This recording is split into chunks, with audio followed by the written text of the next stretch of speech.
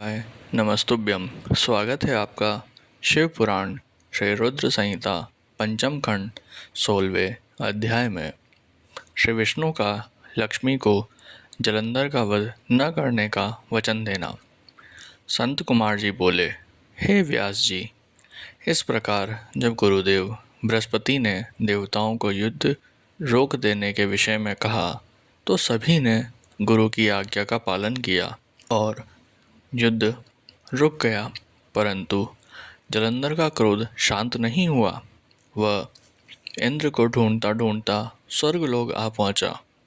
जलंधर को वहां आते देखकर इंद्र व अन्य देवता अपने प्राणों की रक्षा करने हेतु वहां से भागकर भगवान श्री हरि विष्णु की शरण में बैकुंठ लोक जा पहुँचे।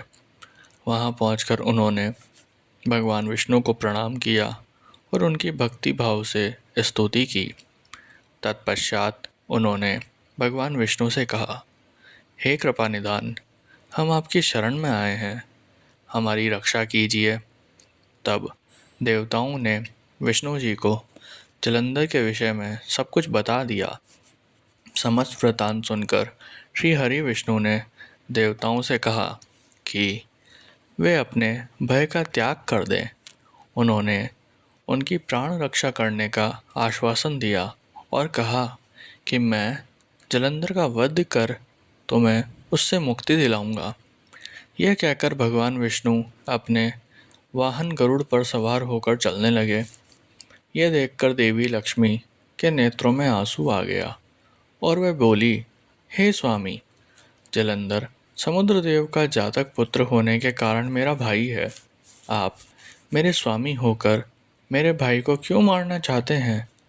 यदि मैं आपको प्रिय हूँ तो आप मेरे भाई का वध नहीं करेंगे। अपनी प्राण वल्लभा लक्ष्मी जी के वचन सुनकर विष्णु जी बोले, हे देवी, यदि तुम ऐसा चाहती हो तो ऐसा ही होगा, परंतु तुम तो जानती ही हो कि पापी का नाश अवश्य होता है। तुम्हारा भाई जलंधर अधर्म के मार्ग पर चल रहा है और देवताओं को कष्ट पहुंचा रहा है।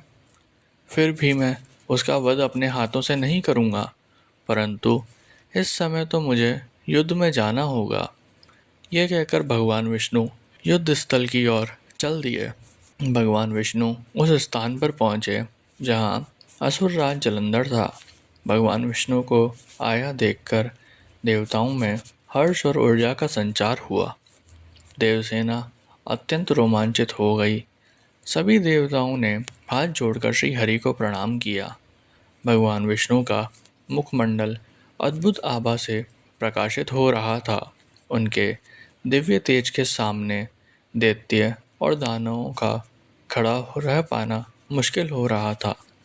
श्री हरि विष्णु के वाहन गरुड़ के पंखों से निकलने वाली प्रबल वायु ने वहां पर आंधी सी ला दी थी। इस आंधी में दैत्य इस प्रकार घूमने लगे जिस प्रकार आसमान में बादल घूमते हैं। अपनी सेना को ऐसी विकट परिस्थिति में देखकर जलंधर अत्यंत क्रोधित हो उठा